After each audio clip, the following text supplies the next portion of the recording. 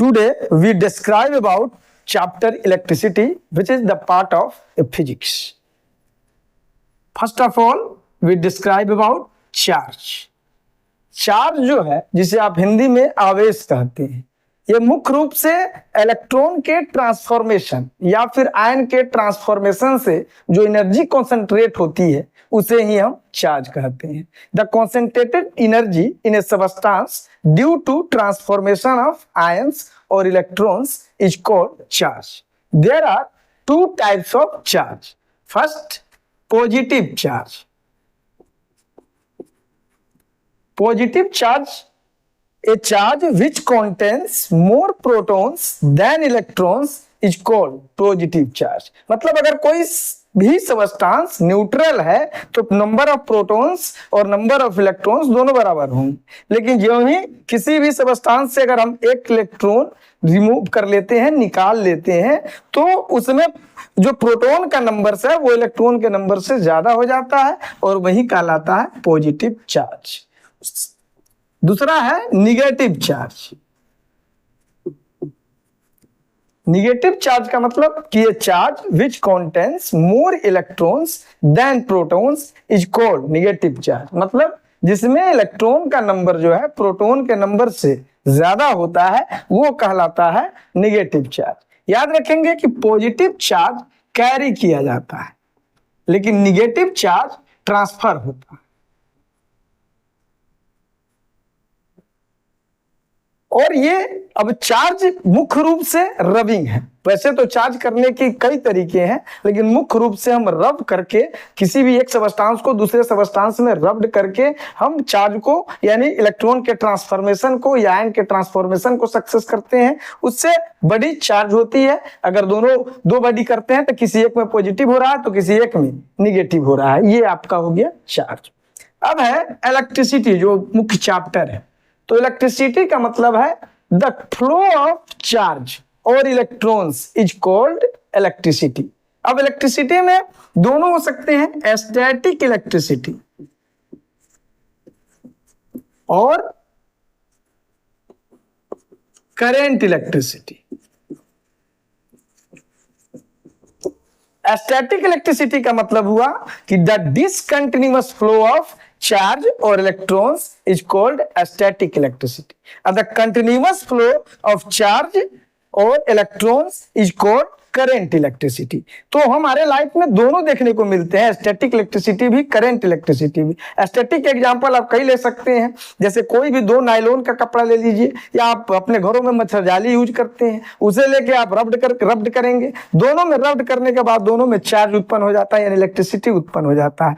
आप कई जगहों पर उसे जो लाइन मापने का यानी करंट जांचने का जो तरीका है टेस्टर लगा के आप उसे रब्ड करने के बाद टेस्टर भी लगाएंगे तो टेस्टर भी बताएगा कि यहाँ करंट सप्लाई, लेकिन वो डिसकंटिन्यूअस होता है. मतलब वो स्टैटिक इलेक्ट्रिसिटी होता है, करंट इलेक्ट्रिसिटी नहीं होता है. और करंट इलेक्ट्रिसिटी से हम मतलब the continuous flow of charge और electron is called current electricity. जो आप इलेक्ट्रिकल अप्लायंसेस चलाते हैं वो स्टैटिक इलेक्ट्रिसिटी से नहीं चल सकता है, वो जब भी चलेगा करंट इलेक्ट्रिसिटी से ही चलेगा. सबसे पहले अब आइए, इसके बाद आता है इलेक्ट्रिकल पोटेंशियल.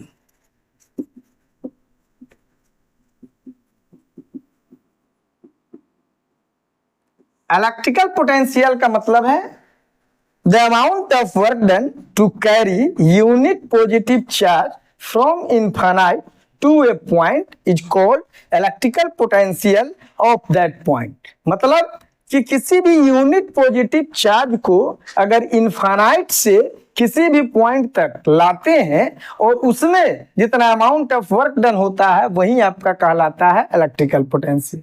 लेकिन एक इनफाइनाइट एक ऐसा शब्द है जिसे समझना थोड़ा और मुश्किल है कि इनफाइनाइट जो डिस्टेंस है वो कंफर्म नहीं है, इसलिए हम इनफाइनाइट की जगह बेहतर कहें कि रेफरेंस पॉइंट दीजिए यानी सोर्स पॉइंट दीजिए जहां से हम लाते हैं, ये कह सकते हैं. तो उसका डिफिनेशन फिर से आप बदल सकते हैं कि the amount of work done to carry unit positive charge from a reference point to a point is called electrical potential of that point. जैसे मान लीजिए कि Q ए सोर्स है और इस सोर्स से आपने यहां लाया तो ये Q1 हो गया और यहां लाया तो ये Q2 हो गया, यहाँ लाया तो ये Q3 हो गया, ये यहाँ लाया Q4 हो गया। इस तरह से आप अलग अलग चार्ज ले जा रहे हैं। तो ये जो सोर्स है, सोर्स से आप यहाँ तक लाने में जो अमाउंट ऑफ वर्क डन हो रहा है वही आपका इस पॉइंट का इलेक्ट्रिकल पोटेंशियल कहलाएगा।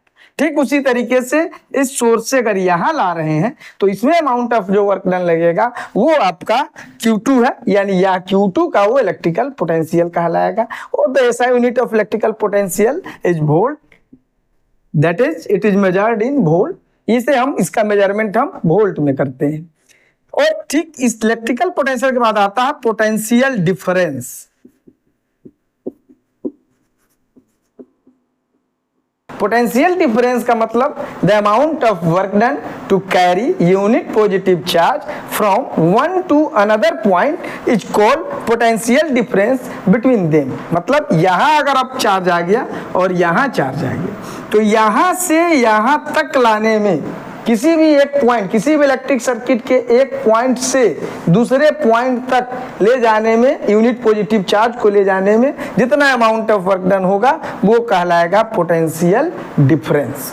That is clear that कि all the electrical potential is also a potential difference, but all the potential difference is not electrical potential।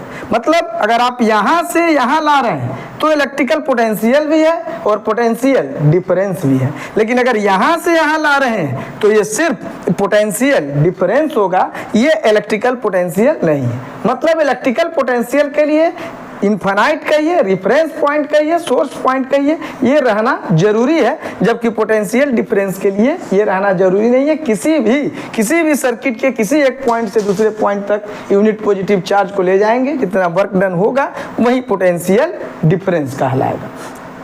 It is also measured in volt. हम potential difference को भी major करते हैं volt में। जैसे मान लीजिए कि Q कूलम कोई चार्ज है और इसे हम एक पॉइंट से दूसरे पॉइंट तक ले जा रहे हैं, और जब दूसरे पॉइंट तक ले जा रहे हैं तो इनके बीच का पोटेंशियल डिफरेंस तो कुछ होगा।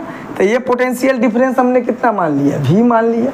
तो Q कूलम चार्ज को ले जाने में अगर हमको W वर्क करना पड़ रहा है, Q कूलम चार्ज को ले जाने में W वर्क करना पड़, तो एक कूलम चार्ज को ले जाने में कितना W बाई Q करना पड़ेगा।